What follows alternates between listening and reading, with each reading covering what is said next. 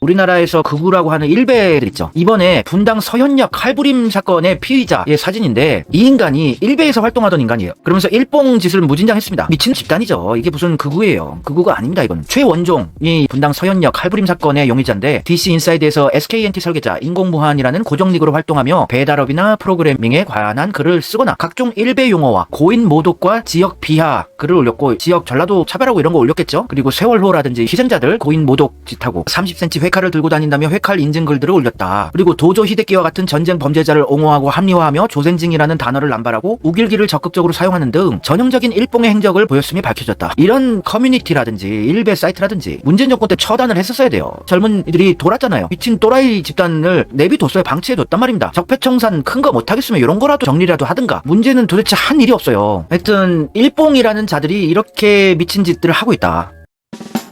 이런 컨텐츠들 올리고 이랬더네요. SKNT 설계자 국비로 웹 프로그램을 배우며 동시에 일본어를 공부하기 시작한 나는 단 6개월 만에 풀스택 웹 개발자가 되었고 JLPT 1급을 취득했지. 개조선 조소에서 2년을 구르고 도쿄에 있는 중견 IT 회사로 이직을 한 지 이제 5년차. 자기 망상에 살고 있네요. 월 80만 엔을 받는 중견 프로그래머로 진구지 나오를 닮은 한여와 차원이 다른 일본 여성과 운명 같은 사랑에 빠져 곧 결혼을 앞두고 있다. 정신병자네요. 그리고 한 달 전엔 꿈에도 그리던 귀화에 성공했지. 일본에서 귀화했대요. 귀화 안 받아줘요. 이런 일본도 까다롭습니다. 귀하기. 당당히 천황폐하 만세를 외칠 수 있는 진정한 야마토인이 된 것이야.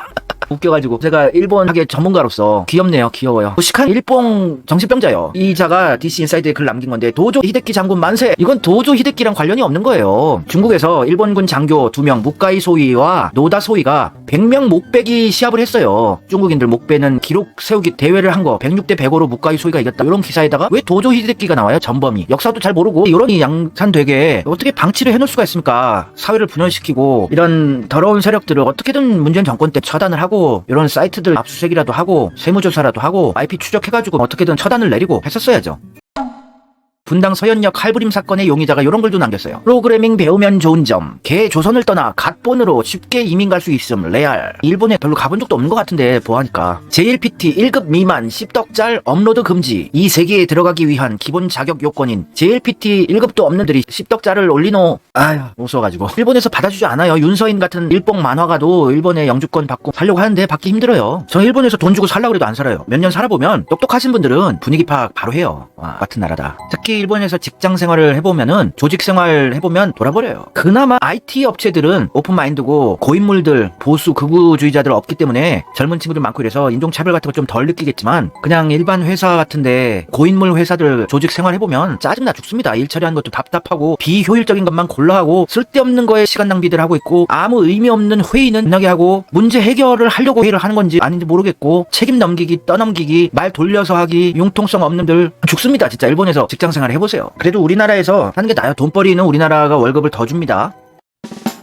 일본은 여성 인권 같은 거 우리나라 페미 여성분들이 일본 가서 직장 생활하고 사회생활을 해봤으면 좋겠어요. 체험 삼아서. 일본은 여성 인권이 없어요 거의. 그리고 온갖 변태 성욕자들의 천국이고 여성들 우습게 보고 이럽니다. 항상 여성들은 남성의 미치예요. 한국같이 여성들을 존중해주고 남성들이 아껴주고 귀하게 여겨주고 이런 분위기 없어요. 오히려 남성들을 귀하게 모시는 분위기죠. 옆에서 친구 여자애가 술을 따라줘요. 계속 남자애들 안주도 챙겨주고. 젊은 애들도 그래요. 남자들은 대접받는 입장이에요. 일본에서는. 일본의 음침함, 때함, 습한 기운, 습기가 많아서 그런 것도 있고 음기 같은 게 느껴져요. 일본의 동네마다 있는 조그만 신사 같은 데도 가보면 뭔가 음기가 기분 나쁘고요. 여기저기 이끼가 껴있고 흙이 까만데 까마귀가 깍깍거리면서 날아다니고 재수없어요. 그리고 일본의 겨울이 도쿄 쪽은 영하로 잘 안 내려갔는데 추워봤자 영하 1도, 2도 내려갈까 말까인데 재수없게 추워요. 기운이 온도라는 기온이라는 기준과 다른 아직 인류의 과학기술이 발견하지 못한 쎄한 습한 기운이란 게 있어요. 이상하게 추워요. 일본이. 재수없게. 뼈까지 춥습니다. 아 재수없어. 뜨거운 온돌방에서 몸 좀 지지고 싶다. 그런 마음이 드는 겨울 추위예요. 그래서 일본은 겨울에 거의 매일 탕에 물을 받아놓고 들어갔다가 몸을 녹이고 자야 돼요. 저도 일본 가서 매일 겨울에는 탕에 들어가고 그랬어요.